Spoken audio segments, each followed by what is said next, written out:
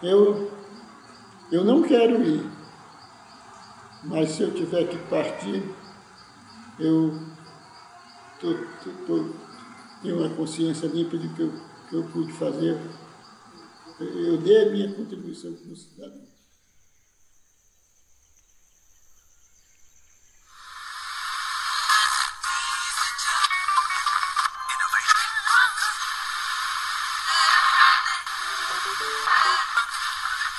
Olá, queridos ouvintes.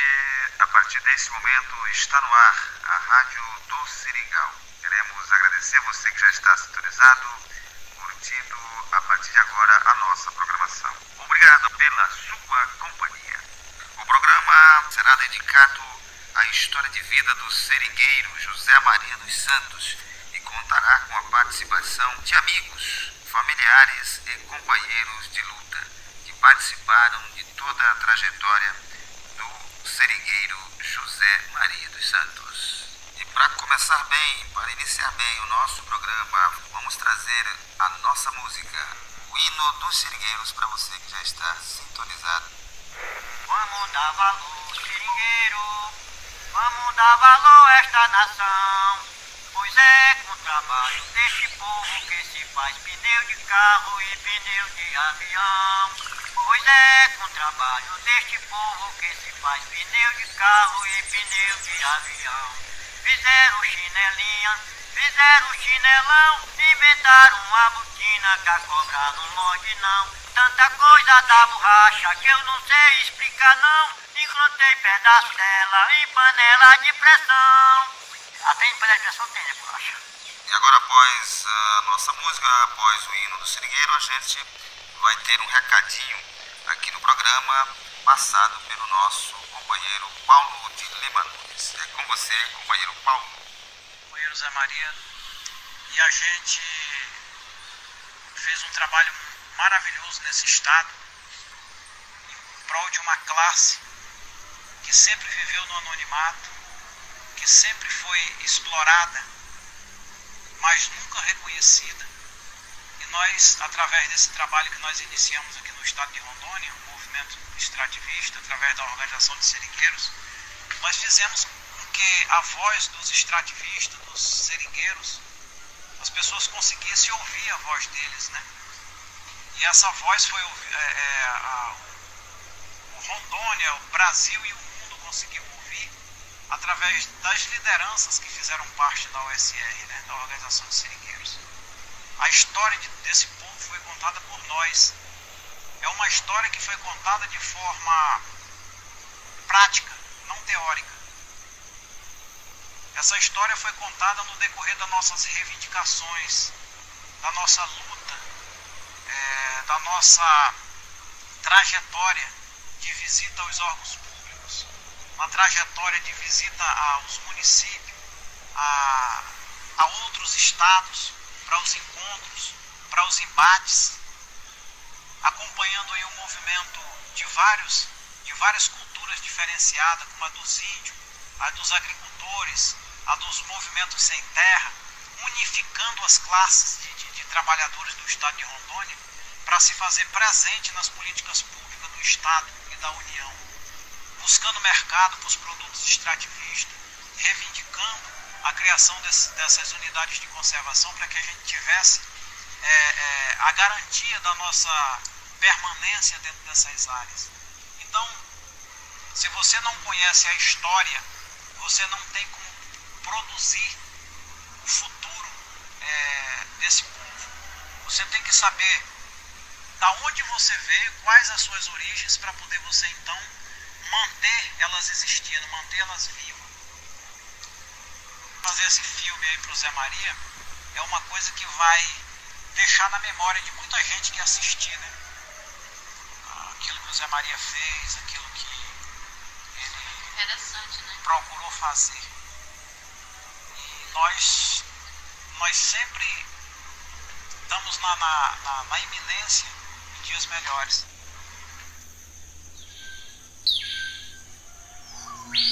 Zé Maria, vida de seringueiro. Nasci em Canutama, interior do Amazonas. Todos da minha família são seringueiros. Meu pai que me fez é cearense. Na verdade, não é meu pai. João Vieira dos Santos, que me registrou, é que é meu pai. Faleceu quando eu tinha 7 anos de idade. Era amazonense, filho de criação do coronel de Barranco, Joaquim Tomás, de uma família de Tomás muito conhecida no Amazonas. Sou filho único. Minha mãe se chama Altina Pereira da Silva.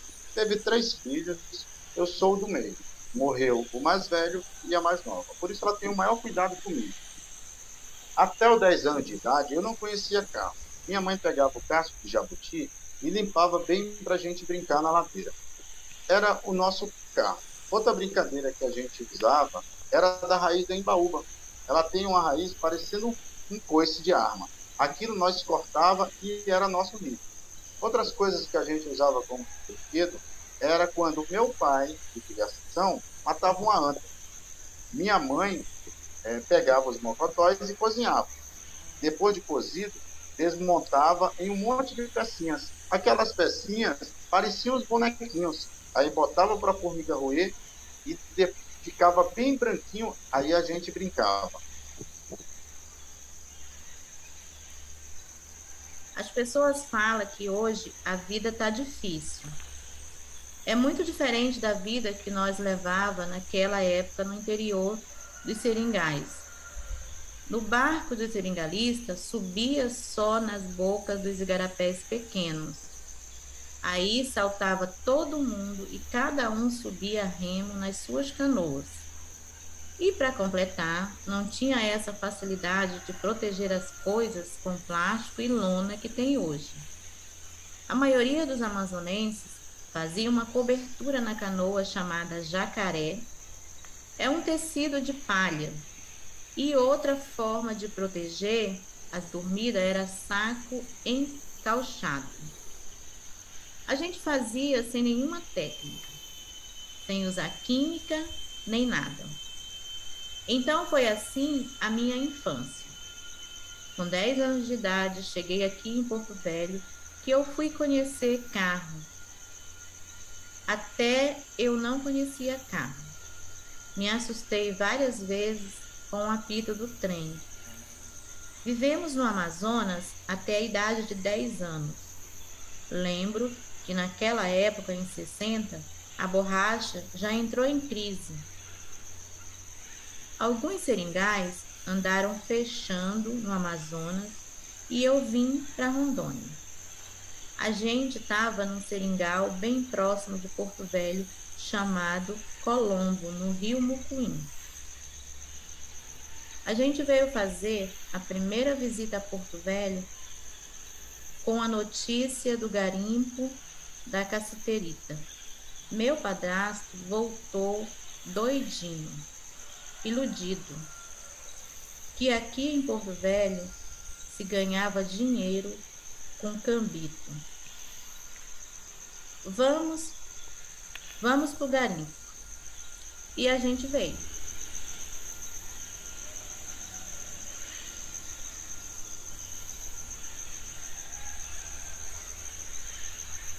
Eu pulei um pouco a história. A gente viveu na cidade quase um ano. Minha mãe trabalhou na fábrica de borracha mais antiga de Porto Velho. Foi o período que eu me alfabetizei. Quando ela voltou, ficou mais de um ano separada do meu padrasto, quase se encontraram, voltaram às camaradagens de novo. Foi quando saí da escola e fui para Jaci, Paraná. Mas minha mãe, por ela ser analfabeta, foi um desafio. E eu ouvia ela muitas vezes dizer: eu sou burra, mas meu filho não vai ser burro, não. Ela dizia que eu tinha que aprender a ler e a escrever. E foi interessante que ela comprou uma cartilhinha de ABC. Cada pessoa que chegava em casa que sabia ler um pouquinho, ela botava para me ensinar.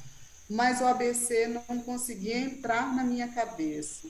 Aí eu me lembro que um dia o camarada estava me ensinando A, B, C, D. Quando parava de dizer, ele pedia: agora leia. E eu não conseguia ler. Aí a mamãe pegou uma palmatória, lá e me deu uma porção de lapada. Pá, pá, pá. Quando me soltou, lê agora, Zezito. Aí eu, A, B, C, D, F, G, H. Não esqueci mais a partir desse dia, mas eu tentava lembrar e não conseguia. Não era malandragem, mas como a feia só foi levar uma cinturãozada.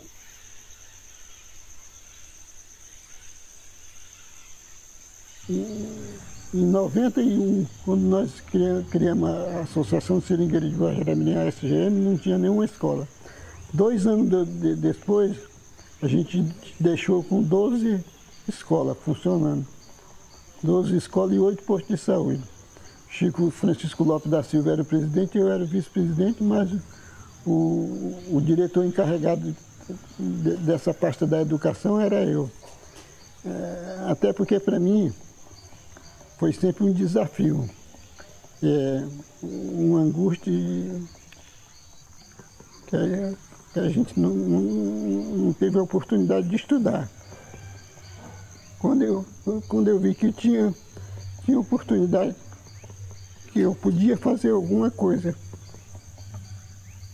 pelos filhos dos colegas, eu fiz. Eu só sou alfabetizado. Não tive a oportunidade de estudar. E isso eu carreguei isso comigo, que com meus filhos não iria acontecer isso. E foi esse o motivo de eu sair da cidade, do Seringal, e vim para a cidade para meus filhos estudar. E graças a Deus deu resultado. Foram poucas famílias que teve a mesma minha sorte. Que algumas colegas vieram, as filhas caídas na prostituição, os filhos, muitos se envolveram com droga. E a gente, são 4 mulheres, são 4. Todas as 4 são professoras, fizeram 2 fez letra e 2 fez pedagogia. E o filho está fazendo direito agora, o Ronaldo. Se você pega uma ata antiga, com toda essa deficiência, que nós não trabalhamos na Reserva Federal. Esses dados que nós temos são das reservas estaduais. Mas se você pega uma ata antiga, parecia uma tábua de pirulito, a lista de presença, de dedo, como é que chama? Impressão digital. Hoje, você pega uma ata, dificilmente uma impressão digital numa ata.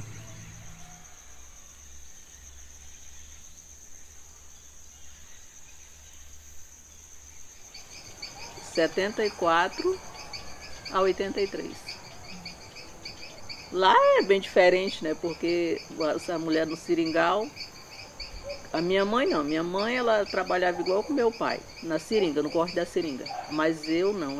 Quando eu casei, eu fiquei mais assim, eu ajudava ele na roça, ajudava, mas no corte da seringa, os meninos pequenos não ajudava ele, não. Era só cuidar de casa e das crianças. A gente ajudava mais na roça, né? Na roça eu ajudava ele bastante. Mas aí era só cuidar de casa e das crianças. Bem diferente da cidade, né? Que aí você na cidade você tem que cuidar de casa, cuidar de criança. Quando o marido está em casa, cuidar do marido e cuidar do trabalho fora. Então, a mulher na cidade, ela trabalha mais do que a mulher no interior. Eu achei isso.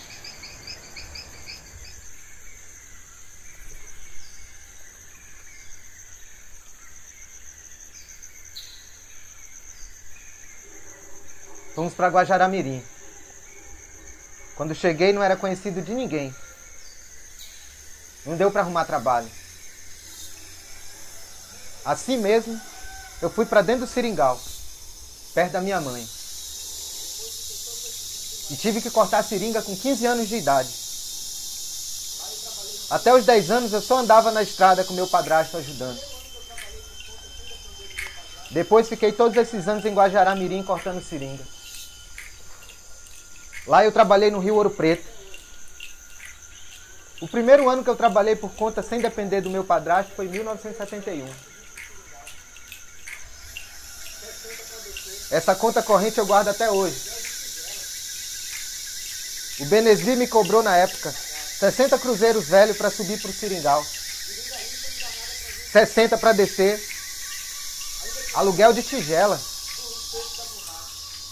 Tudo isso a gente pagava. Seringalista não dá nada pra gente, não. Ainda tirava 10% do peso da borracha, que era para cobrir as despesas. Em 72 fomos pro Bom Destino. Reabri o seringal que o Benesbi tinha comprado da dona Artman, viúva. Em 73 fui pro Caltário, mais embaixo no Canidé.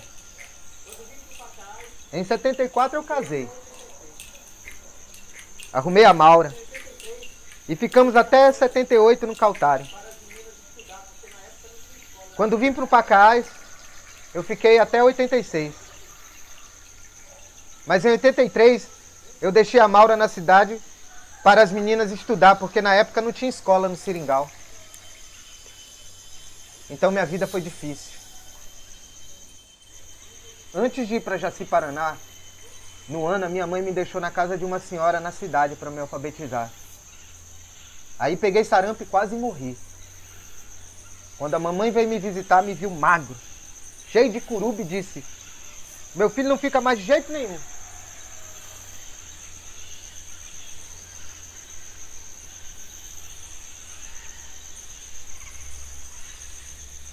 A minha avó era muito criativa. Apesar de ser uma pessoa analfabeta, eu acho que meu pai tem a quem puxar esse como é que se fala, o dom de liderar. Ele é um dom de liderar, de a maneira dele colocar as palavras e transmitir o pensamento dele. Meu pai tem um dom especial com isso. A gente percebeu desde cedo isso nele, entendeu? E a minha avó, ela era muito desenrolada, entendeu? Muito desenrolada. Então, ela sabia fazer de tudo um pouco. Ela era criativa. Além da minha avó ter a maior, acho que minha avó era a médica do Seringal. Porque a minha avó, ela curava, ela tratava as enfermidades, a avó era parteira, para tudo ela tinha um jeito, a minha avó. E na cozinha ela era excelente, porque desde fazer farinha, fazer aquele beiju, fazer pé de moleque.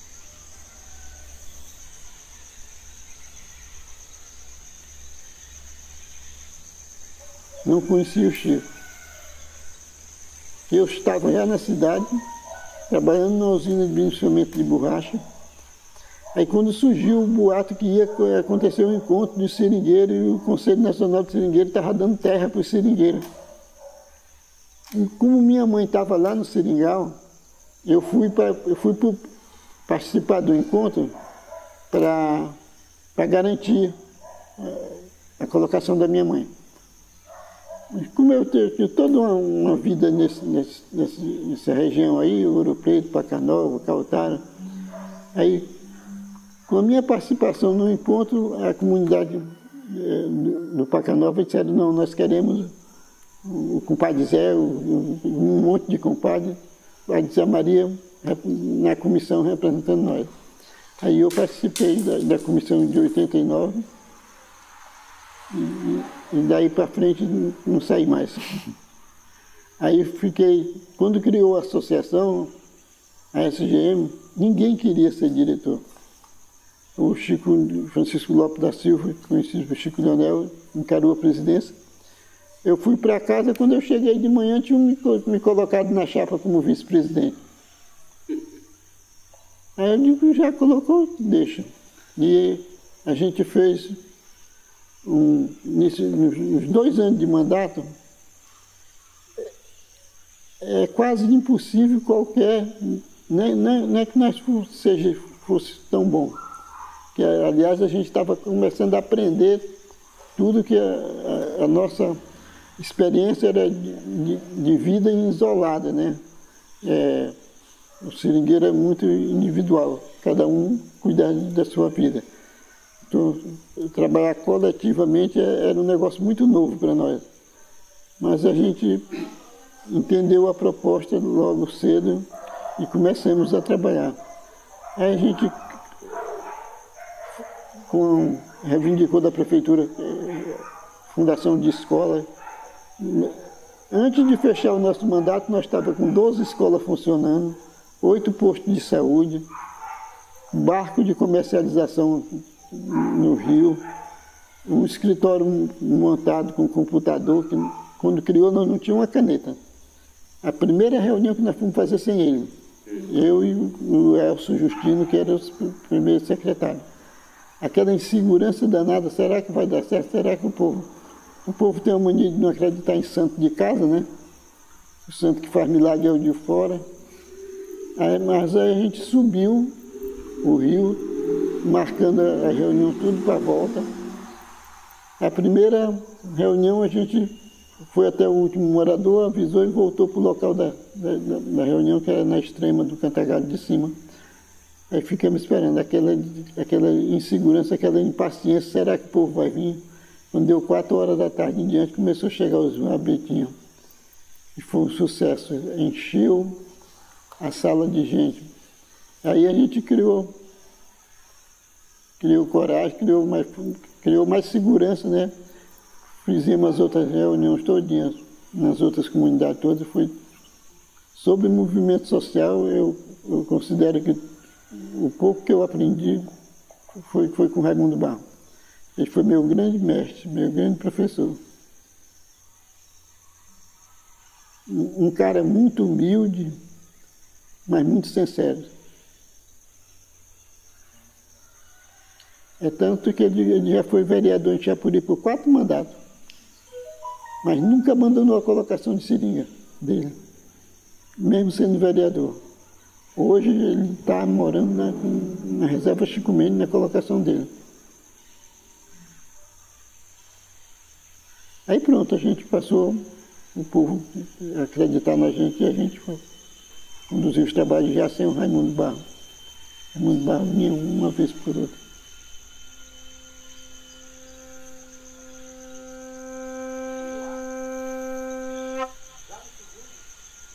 Em março, a gente foi para o primeiro encontro do povo da floresta e o segundo encontro do Conselho Nacional dos Seringueiros, e foi no Acre. Já no segundo, em Guajará, fundamos a SGM, Associação dos Seringueiros do município de Guajará-Mirim. Saí na chapa como vice-presidente.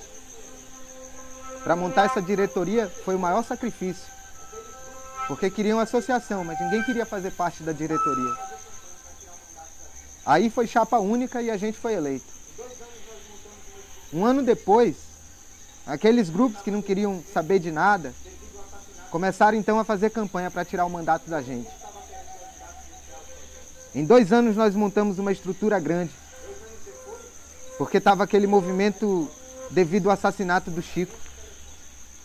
Todo mundo estava querendo ajudar a financiar o projeto. 2 anos depois, nós tínhamos uma sede própria, alojamento e telefone, um barco e carro. Tinha 12 escolas na nossa abrangência e 8 postos de saúde. E com tudo isso, nós não fomos reeleitos. A gente ficou sem capital de giro porque naquela época teve uma crise e ficamos um tempo sem comprar borracha porque não tinha para quem vender. O Chico Mendes eu não conheci, mas tem imagem que ele sempre sonhou com esse movimento. O grande objetivo dele era o crescimento do movimento e da garantia das terras para as comunidades seringueiras. Ele morreu porque as famílias estavam sendo expulsas e estavam vindo para a cidade. As áreas estavam sendo invadidas e desmatadas pelos fazendeiros. Mataram o Chico porque achavam que matando acabava o movimento. Mas foi aí que os adversários se enganaram. Matou o Chico, é aí que surgiu centenas de Chico. Na época o movimento estava só no estado do Acre. Hoje o movimento extrativista está com dificuldade para estar estruturado em 8 estados na Amazônia Legal. Tem depoimentos de colegas nos encontros. E tem que, se chegar lá, você não conversa com toda a família, porque nem todo mundo tem roupa para sair. Então vem o marido e a mulher, e os outros ficam dentro do quarto. Aquele entra e dá a roupa para o outro. O outro veste e aí vem. Desde 17 de fevereiro de 89, eu me envolvi. E não faço mais porque não posso.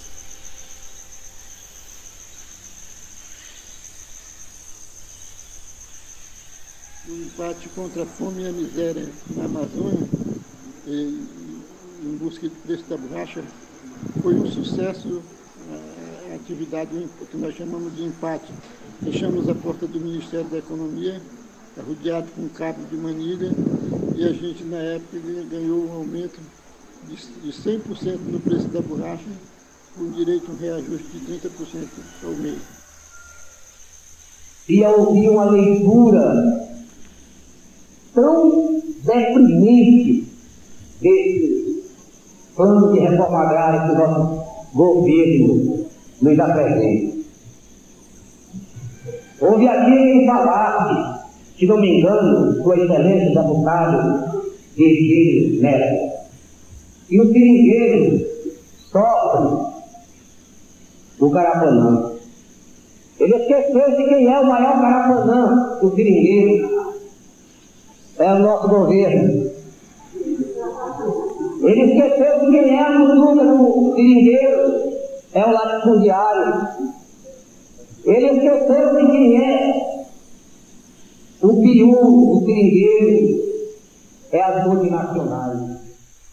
Meu parceiro é o Almir Suruí e o Luizinho de fora. Nós fomos por 50 anos do Banco Mundial. Aproveitando a oportunidade que ia estar os diretores executivos do Banco Mundial, e a gente estava com problemas com a execução do Plano Aflora, o Fórum das ONG aproveitou para fazer um pedido de investigação no plano de manejo em Rondônia. E aí nós fomos os três protocolar esse documento lá com vários diretores executivos do Banco Mundial. De diferente naquele prédio, só nós três. Eu com a camiseta de campanha pela criação da Reserva Extrativista, o Almir com esse cocar na cabeça, então todo mundo que olhava dizia logo índio brasiliense, a única coisa que nós entendíamos. Para voltar para o centro era longe, tinha que pegar o metrô. A gente resolveu almoçar ali por perto. Entramos num restaurante chinês. Aí lá vem a moça com um balaizinho de cipó, cheio de pão torrado. Aí eu fiquei zoando com o Luiz, aí até o almoço. Deixa que a cestinha era para nós três. E aí nós comemos mal para dedéu, veio um negócio preto, quadradinho assim, que o Almir disse, faz muito tempo que eu vejo falar no pão com diabo amassou, mas eu acho que é esse aqui. Depois da nossa volta veio uma missão do Banco Mundial fiscalizar, e dinheiro que era previsto para os agricultores que não estava sendo repassado, foi repassado. Da entidade que eu ajudei a fundar, fiquei quase 9 anos como presidente.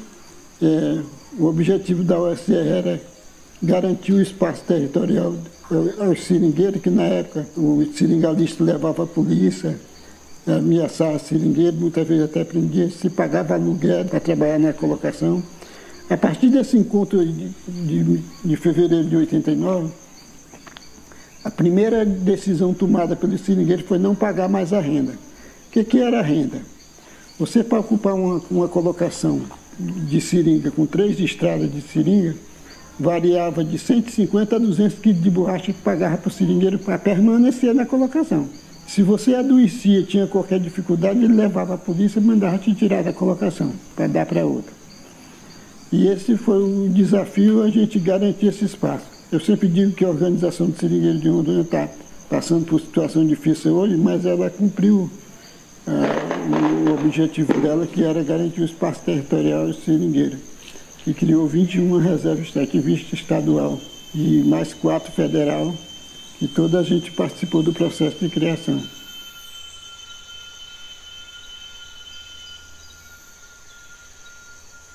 Defensor da floresta, porque meu pai é isso. A gente, eu digo para ele que ele não deixa sair o seringueiro de dentro dele, porque ele né? Por mais que ele tenha vindo para a cidade, né? Porque quando a gente ia lá para a praia, daí meu pai via o pessoal jogando lixo e tudo, meu pai largava a gente, ia limpar, catar as latas, saía limpando tudo, ele não deixava de sair o protetor.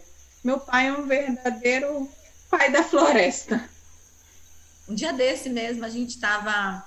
Ele disse que estava num lugar que o pessoal falava que tinha muito aquele peixe elétrico, né? Aquele curaqué. Eu quase morro de rir dele contando disso. Aí ele disse que o pessoal pulava, disse que levava maior choque perto de uma pedra. Ele disse que o danado do índio pulava e não levava. Aí ele disse, doido esse papai, disse que falou, não, eu vou fazer o mesmo que esse índio. Ele disse que quando ele pulou, levou um choque e foi voar lá longe.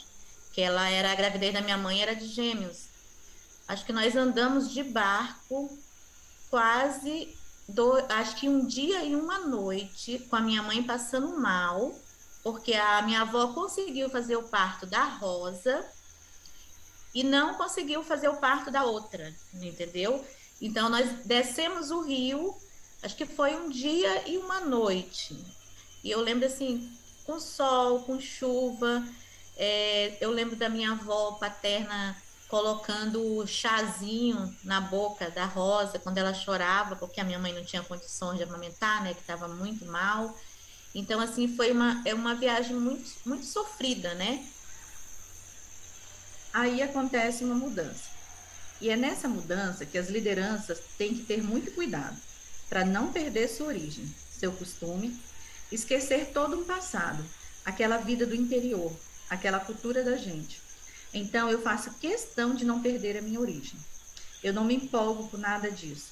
Sou um camarada conhecido pelos órgãos do governo. Mas esse negócio todo não me empolga nem um pouquinho. Eu não tenho vaidade com isso. Não me julgo melhor do que aquele que está na colocação de seringa, que não conhece nada. Não me sinto diferente hoje por conhecer um pouco mais. Eu me considero igual a eles. Sei que isso é temporário. Estou passando uma fase. Depois vem outro para assumir o que faço hoje.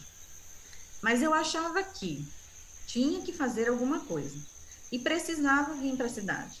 Mesmo assim, sou um cara feliz. A gente não tem casa. Sou uma das únicas lideranças que vive em casa alugada. Mas não me considero um cara infeliz, não. Carro próprio, não tenho. Tenho uma bicicleta boa.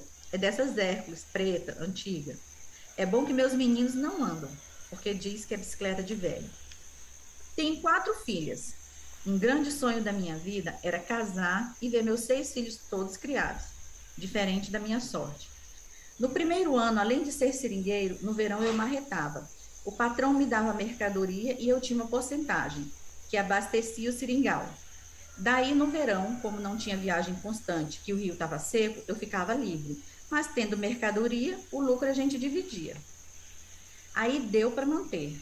Mas quando a coisa começou a apertar, estudo, farda, aí ela teve que arrumar trabalho. Hoje é funcionária pública. Então, tem 2 filhas que já trabalham.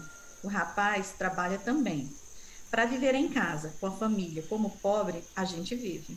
Da forma como ele foi criado e ele ter tido naquela época tão novo, mas dentro de uma mentalidade de época tão machista, né, que era a vontade do homem que prevalecia, a mulher não tinha direito a opinar nada, por mais que minha mãe quisesse que nós estudássemos, mas se ele dissesse que não, nós não viríamos para a cidade, né?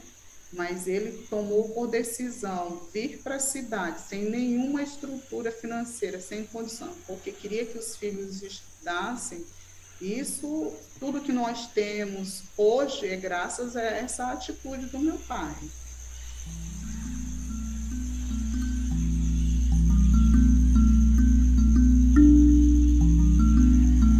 Mas eu não penso só na minha família. Precisava fazer alguma coisa pelas famílias dos outros. É muito mais cansativo ficar o dia inteiro numa reunião. Muita política e as discussões são altamente técnicas e a gente tem dificuldade para assimilar aquela discussão toda, do que cortar uma estrada de seringa na serra subindo e descendo. Chega em casa cansado das pernas, mas a consciência está limpa. É diferente de você ficar o dia numa reunião, num seminário, com bastante polêmica, pessoas de nível superior. Essa rotina de ter que ir no órgão e no outro o dia inteiro. Almoçar na carreira porque você tem que voltar 2 horas. E o pior é que o retorno disso não aparece. Você fica o ano inteiro negociando umas coisas e muitas vezes nem consegue. E quando consegue, é só. Então, com a fama dos criadores de reserva em Rondônia, o Paulo Oliveira me intimou para ir junto com a equipe do CMBio fazer um trabalho de mobilização da comunidade para ver se conseguia criar reserva. E o nosso trabalho funcionou. A gente foi, ficamos 15 dias no Rio Xingu, ribeirinho tradicional mesmo, gente que nasceu lá e se criou lá e não conhecia outra cidade. Sem escola, sem posto de saúde, sem registro de nascimento. Quando nós estávamos no Rio fazendo o trabalho, a CR Almeida mandou uma equipe com 3 advogados para impedir o nosso trabalho. E a gente entrou em contato com a Altamira, com o escritório do IBAMA, e pedimos reforço. Foi a Polícia Federal para dar apoio a gente. Eles queriam impedir de fazer reunião com as comunidades. Mas depois dessa reunião foi criada a reserva.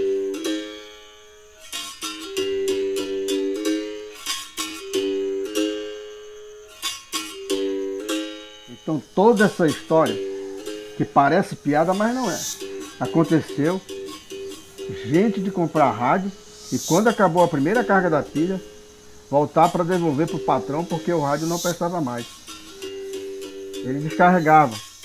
E eu, quando era menino, me lembro que a primeira vez que vi um rádio, assim, do tamanho de uma televisão, ficava olhando. Mas onde está esse cara falando? A voz do cara saindo. Daí eu olhava e pensava, está aí dentro. Só pode estar aí dentro esse cara. Olhava para um lado, olhava para o outro. Levei muito para entender que o camarada estava falando muito longe dali. E eu achava que estava ali dentro.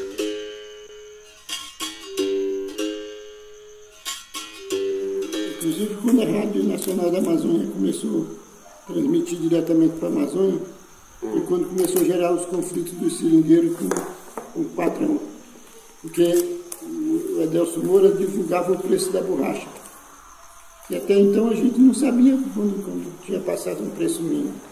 E aí dizia assim, eu me lembro da frase que ele falava, seringueiro amigo, não deixe de ser enganado, o preço da borracha é tanto, passou o aumento. Aí a gente questionava, não era atendido, mas se questionava, né? Seu fulano, a gente ouviu no rádio que o preço da borracha agora é tanto. Aí o camarada dizia, o patrão que eu trabalhava, dizia, esse vagabundo sabe de nada, quem manda no preço da borracha somos nós. Quando aumenta, a gente passa para vocês. Quando passava outro aumento, eles pagavam o anterior.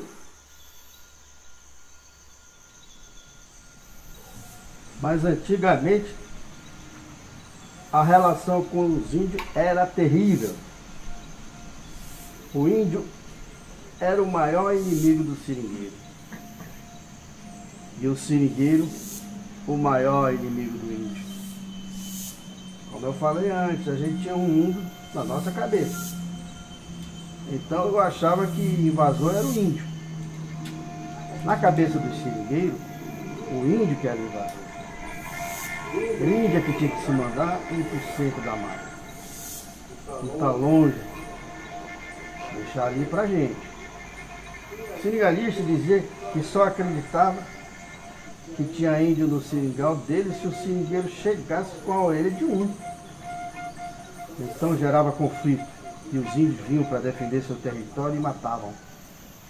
Como houve muitos crimes bárbaros do índio matar uma família inteira de seringueiros. Quando acontecia um caso desse, gerava revolta. O seringalista mobilizava a expedição. Pegava 15 ou 20 homens armados até os dentes. E um mateiro bom para procurar a aldeia para matar tudo. Tinha a estratégia de atacar os índios às 6 horas da manhã ou 6 da tarde, que estava todo mundo em casa. Quando os índios começavam a sair, em cada boca de caminho ficavam 2 vigias que atiravam. Alguns índios que reagiam jogavam flecha contra aquele que estava atirando. Depois de matar muitos, roçavam a roça dos índios. Eles sempre tiveram milho e mandioca e tocavam fogo nas casas, que era para os índios ir embora. Hoje tenho compreensão de que o índio estava defendendo o direito dele. Hoje a gente vive bem.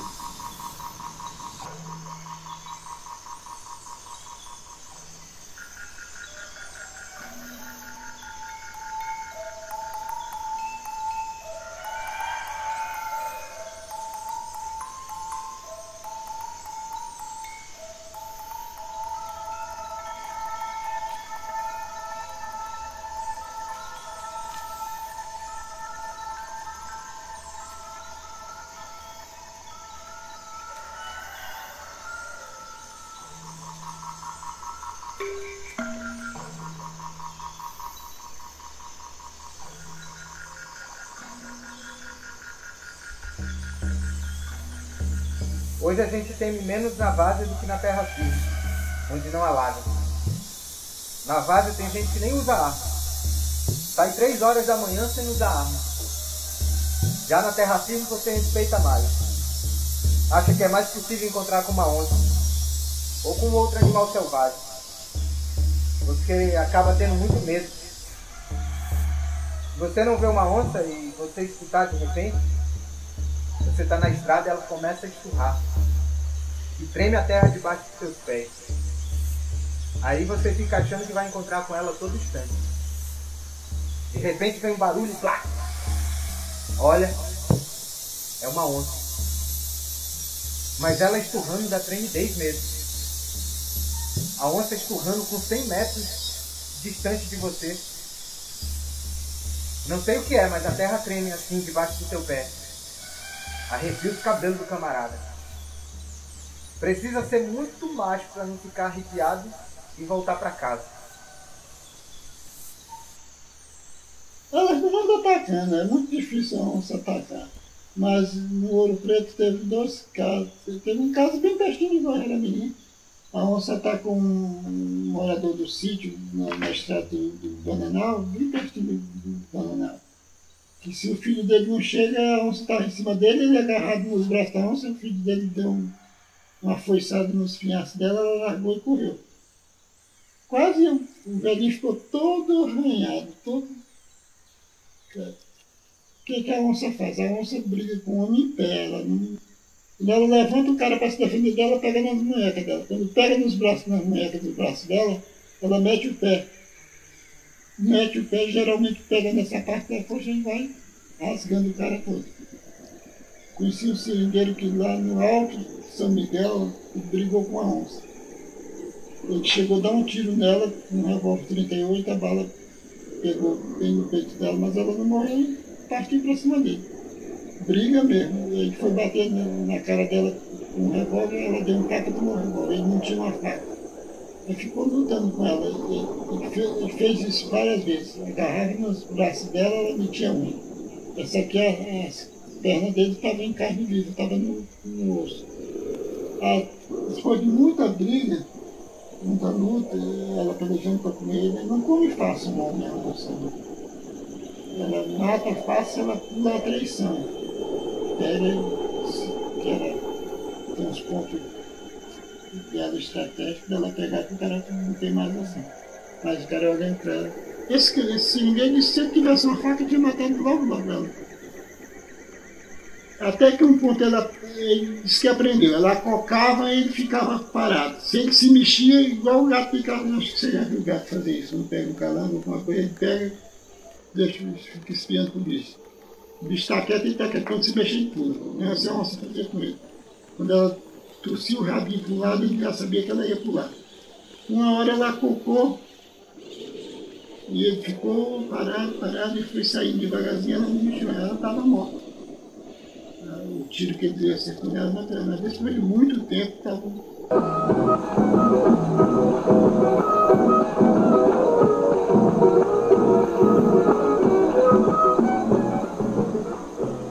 Um dia eu estava na mata, cortando a seringa, e encontrei uma onça na estrada. Então tive um medo tamanho que eu fiquei tremendo. Fui para casa, no mesmo dia cheguei, recebi um convite para ir tocar numa festa. E quando fui tocar, essa mesma música que eu estou tocando, que é de minha autoria, mas eu quando eu me lembrava da onça, eu começava a tremer. Então essa música tem uma base que ela tem do ar, justamente foi quando aconteceu.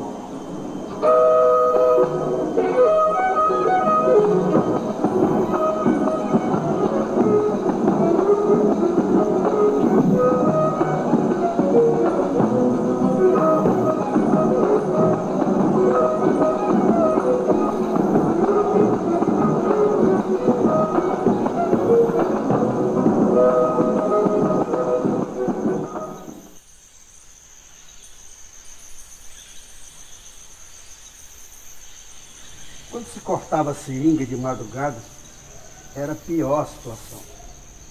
Eu casado com uma menina de 14 anos, mulher bem novinha. 2 horas da madrugada, o despertador tocava.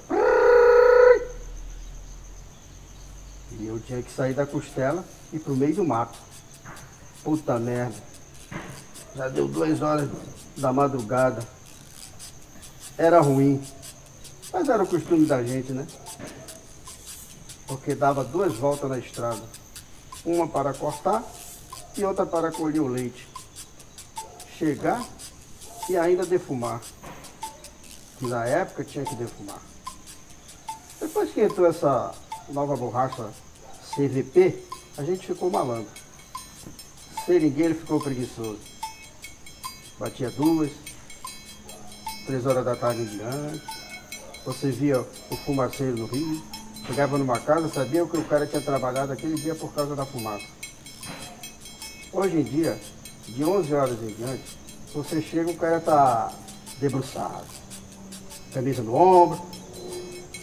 Parece que ele nem foi trabalhar, porque ele dá só uma volta. E no próximo corte que vai tirando o coalho da tigela, naquela época tinha que cortar. Chegar mais cedo para dar tempo de dar outra volta colhendo leite. Tinha que sair de madrugada. Tinha alguns colegas que levantavam 1 hora da manhã. Chegava do mato 5 horas da tarde, ia terminar de defumar o leite 7 horas da noite. Só tinha tempo de jantar, tomar banho e dormir de novo. Agora, depois que começou essa borracha, ficou mais tranquilo. Mas a seringa não é para cortar tarde, porque enquanto está fria, ela está escorrendo. Esquentou o tempo, ela coalha, aquela fitinha e tampa aqueles porozinhos do leite. Por isso que ele exige do camarada sair mais cedo. Escorre mais leite na tigela. Sair no meio do mato à noite sozinho é meio esquisito. Eu nasci e me criei assim na floresta, vivendo no mato. Eu tinha que... Tem dia que eu escutava canto de pássaro que eu nunca tinha visto. Coisas estranhas. A mata é muito misteriosa. Porque acontecem coisas incríveis. A gente nasce, cresce vivendo no mato e ainda tem pássaro que a gente não consegue identificar. Andando à noite, ouve uns ruídos estranhos que não está acostumado a ver. É muito misteriosa. Eu não jogo piada nem nada. Minha avó e minha mãe contavam histórias de assombração. De pessoas que mexiam com coisas no mato. Xingavam e depois acontecia de se assombrar. Aquilo que não conheço, não mexo. É uma das coisas que minha mãe me ensinou. E tem funcionado até hoje. O que eu ouvia de estranho no mato dizia: bom, se está no mato é dele, né? Eu é que não devia estar aqui. Acho que na Amazônia tem centenas de pássaros que nunca foi identificado. Porque a gente que vive no mato já ouviu muitos. Tem cantos conhecidos que a gente coloca os apelidos. Aqui e acolá a gente ainda ouve muitos. Você não sabe que bicho é e nem nunca conseguiu ver.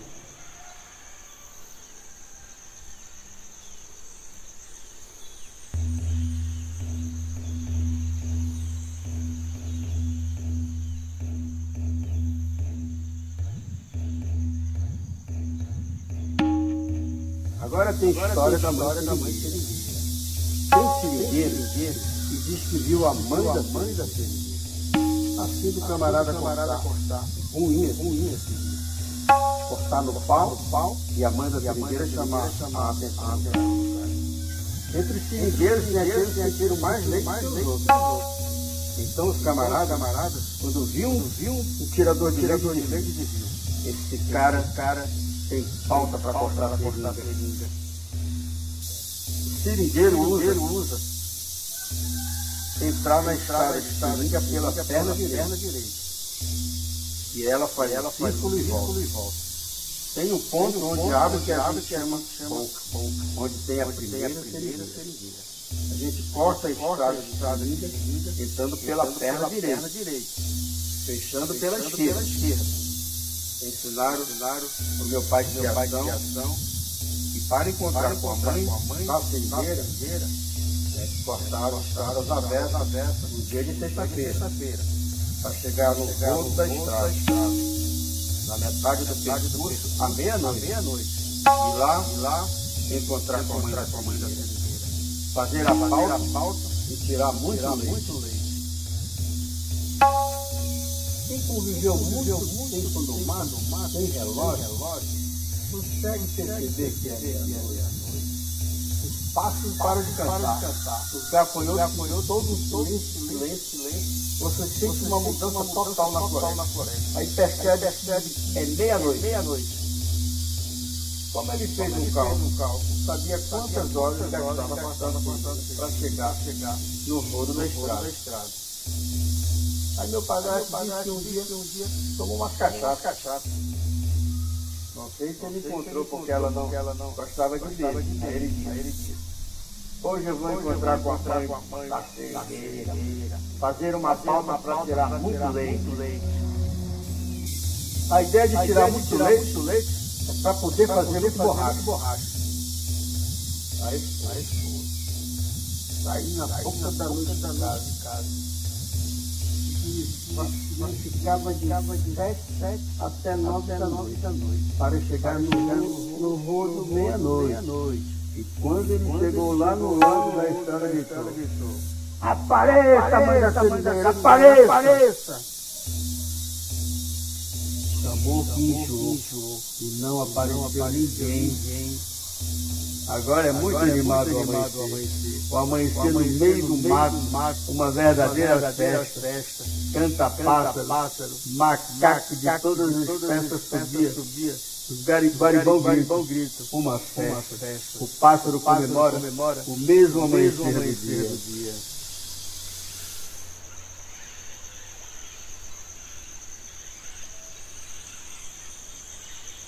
Meu pai de criação conta coisa estranha. E tinha um camarada que grita no meio do mato. Grita, Pouca gente viu uma pinguari. Agora só tem uma lenda.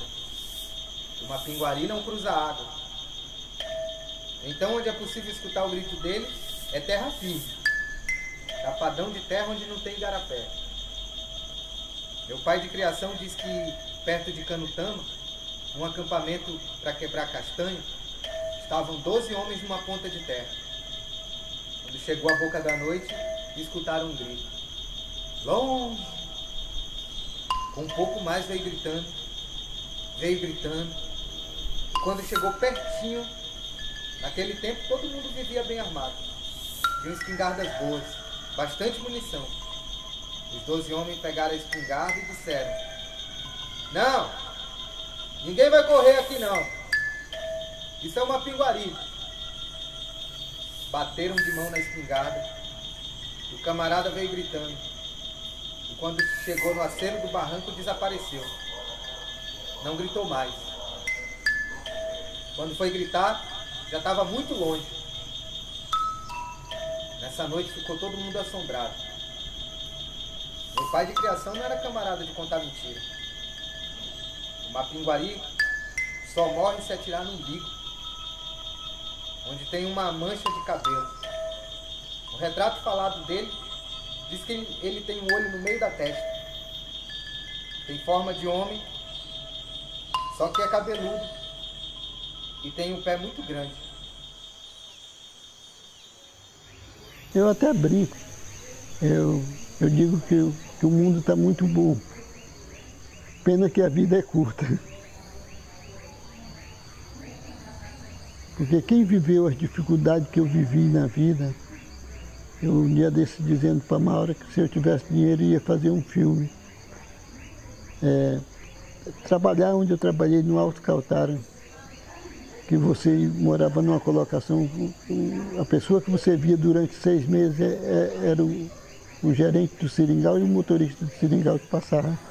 E a cada 2 meses, o vizinho mais perto dava 3 horas e meia de viagem. Isolado. Hoje Seringueiro está... Até telefone em casa tem.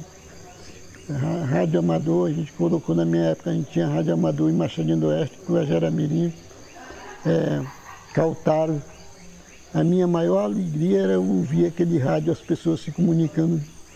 Porque quem viveu no isolamento que eu vivi, eu e outros companheiros, e hoje parece que o mundo encolheu.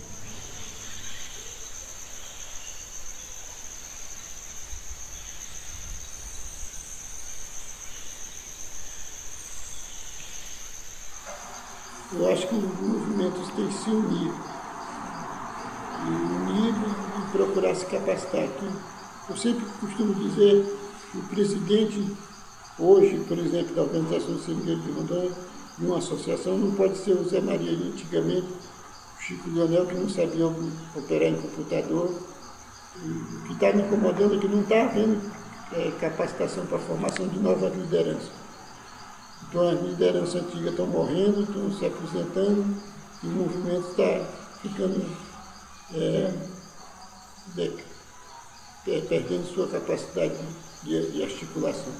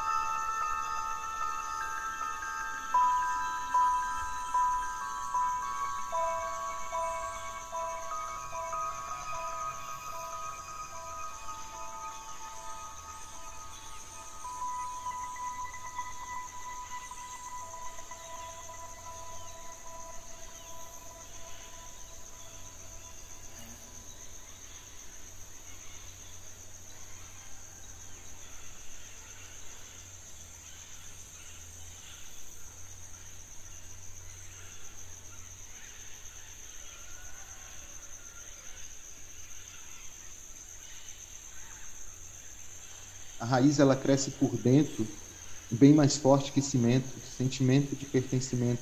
Quem não acha se acha só, se ata no monte de nó, esquece dos olhos, da pele, da cura, da memória avó.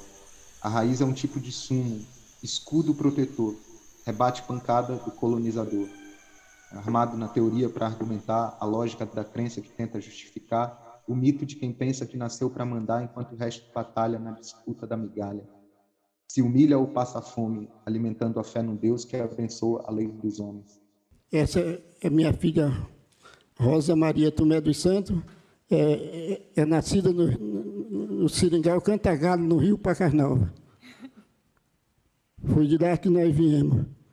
Hoje é professora. Porque só para mim foi um desafio muito grande, que eu não tive oportunidade de estudar. Eu nasci e cresci no sistema patronal, que não tinha escola no Seringal. O resultado deste trabalho não trouxe benefícios só para a população extrativistas, mas para toda a comunidade. Se trata de mais de 1 milhão de hectares de floresta em pé.